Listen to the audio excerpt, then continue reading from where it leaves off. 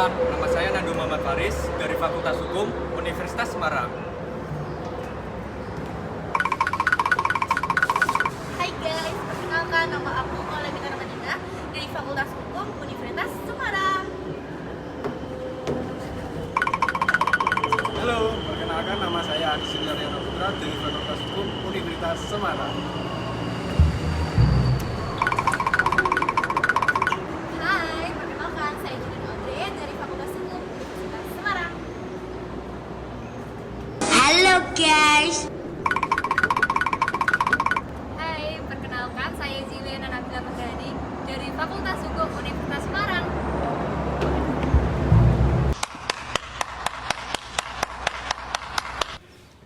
Baik, di sini saya akan menjelaskan tentang pengertian kualifikasi atau disebut juga dengan qualification, yang dimana tindakan yang harus selalu dilakukan di dalam setiap proses pengambilan putusan yuridis. Fungsinya adalah menata sekumpulan fakta yang dihadapi dalam hukum intern. Kualifikasi adalah suatu proses berpikir logis untuk menempatkan asas-asas dan kaidah-kaidah hukum tertentu ke dalam sistem hukum yang berlaku. Sedangkan dalam hukum perdata internasional, kualifikasi adalah suatu kewajiban untuk memilih salah satu sistem hukum yang relevan dengan kasus yang akan dihadapi. Terima kasih. Baik, di sini saya akan menjelaskan kualifikasi hukum perdata internasional. Seperti halnya hukum perdata internasional lainnya, di dalam HPI juga diberikan kualifikasi. Fakta-fakta hukum harus berada di bawah kategori hukum tertentu. Dengan demikian, fakta-fakta dikualifikasikan, dimasukkan ke dalam kelas pengertian hukum yang ada. Fakta-fakta dikarakteristikan. Di dalam HPI, selain fakta-fakta tersebut, kaidah hukum pun perlu dikualifikasikan.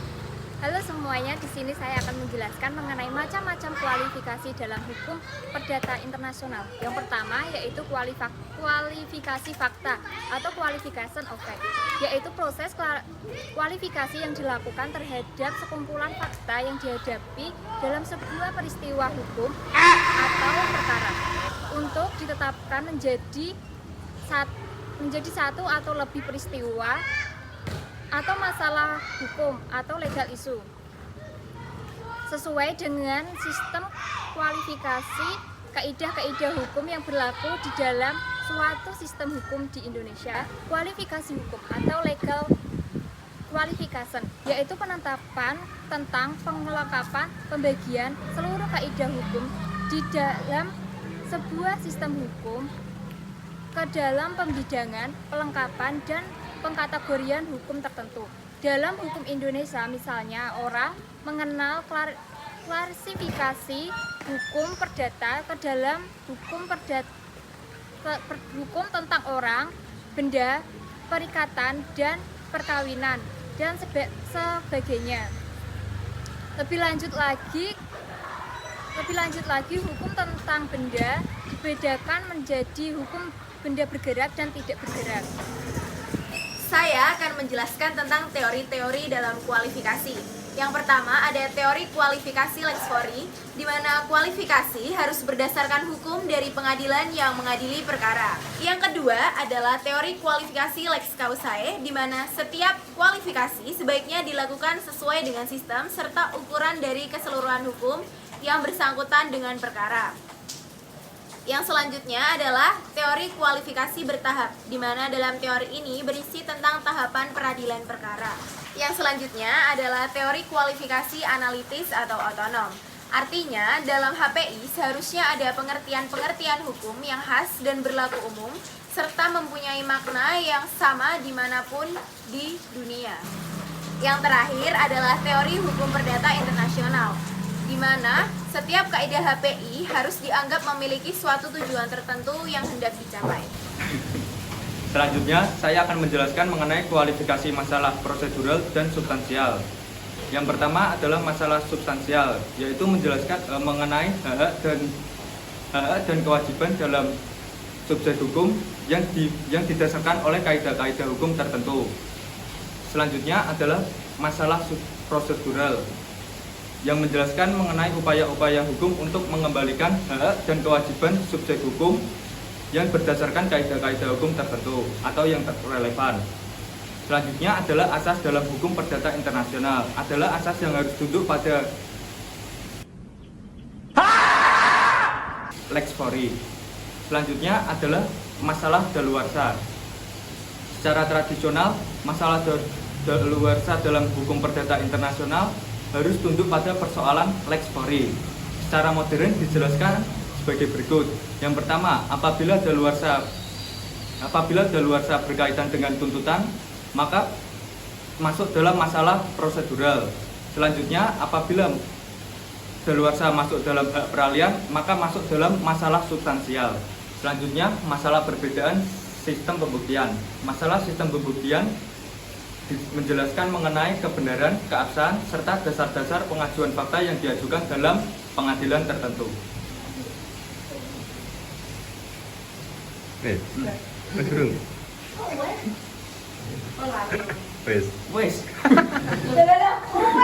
Terdapat contoh kasus, yaitu kasus Nichols versus Nichols pada tahun 1900-an. Penjelasan kasusnya sebagai berikut. Perkara yang menarik dalam bidang hukum perdata internasional karena menyangkut persoalan status dan hak atas harta perkawinan lintas negara. Kasus ini melibatkan sepasang suami istri berkewarganegaraan Prancis yang menikah di Prancis pada tahun 1854 tanpa membuat perjanjian khusus mengenai pengaturan harta perkawinan mereka.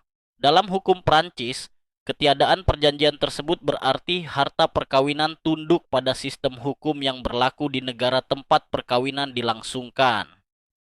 Beberapa tahun kemudian, pasangan ini memutuskan untuk pindah dan menetap di Inggris.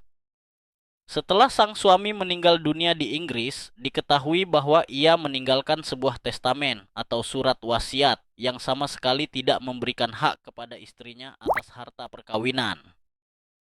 Merasa haknya diabaikan, sang istri kemudian mengajukan gugatan ke pengadilan Inggris dengan tujuan menuntut bagian yang semestinya menjadi haknya berdasarkan hukum yang berlaku atas harta bersama mereka. Kasus ini kemudian menjadi penting karena menimbulkan persoalan hukum tentang sistem hukum mana yang seharusnya diterapkan dalam menentukan hak istri atas harta perkawinan. Apakah hukum Inggris sebagai tempat kediaman terakhir atau hukum Prancis sebagai tempat perkawinan dilangsungkan atau lex loci celebrationis? Proses penyelesaian perkara, menurut kaidah hukum Inggris, hak milik atas benda-benda bergerak sepasang suami istri itu harus diatur dengan sebuah kontrak tegas atau diam-diam. Bila kontrak semacam itu tidak ada, maka hukum yang berlaku untuk mengatur masalah harta perkawinan itu adalah hukum dari tempat perkawinan dilangsungkan, yaitu lex loci celebrationis. Dalam hal ini adalah hukum Prancis. Baik, selanjutnya, dalam hukum material Prancis ditetapkan bahwa harta yang ada di dalam suatu perkawinan menjadi harta bersama bila di antara para pihak tidak dibuat perjanjian secara tegas. Dalam hal tersebut, hakim harus menetapkan terlebih dahulu apakah gugatan janda itu harus dikualifikasikan sebagai masalah pewarisan ataukah masalah kontraktual.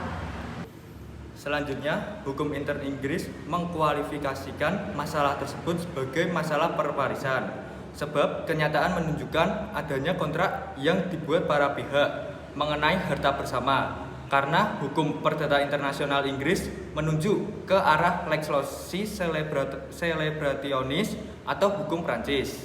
Tetapi dalam keputusannya, hakim menganggap bahwa lembaga komunitas dan hukum Prancis dapat dianggap sebagai kontrak diam-diam. Selanjutnya, titik tolak itu hakim menarik kesimpulan bahwa 1. Harta perkawinan itu adalah harta bersama sesuai konsep hukum Prancis. 2. Walaupun tidak ada kontrak yang tegas mengenai status harta perkawinan, tetapi karena harta perkawinan itu merupakan harta bersama, maka hal itu dapat dianggap sebagai suatu kontrak diam-diam yang diadakan oleh para pihak. Kedua, keputusan hakim dalam perkara ini. Pertama, testamen sang suami yang mengabaikan hak-hak istri atas harta bersama dianggap batal. 2. Suami hanya berhak setengah bagian dari seluruh harta kekayaan. Selanjutnya, sang janda berhak atas setengah bagian dari harta kekayaan. Terakhir, berdasarkan pertimbangan hal-hal di atas, maka permohonan sang janda dapat dikabulkan. Terima kasih. Sekian dari kelompok kami. Terima kasih.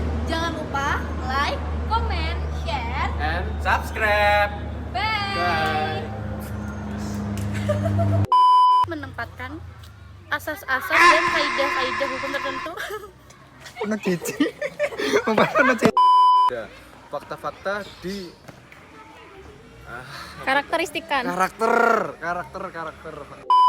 Lebih lanjut lagi, hukum tentang benda dibedakan tentang benda bergerak dan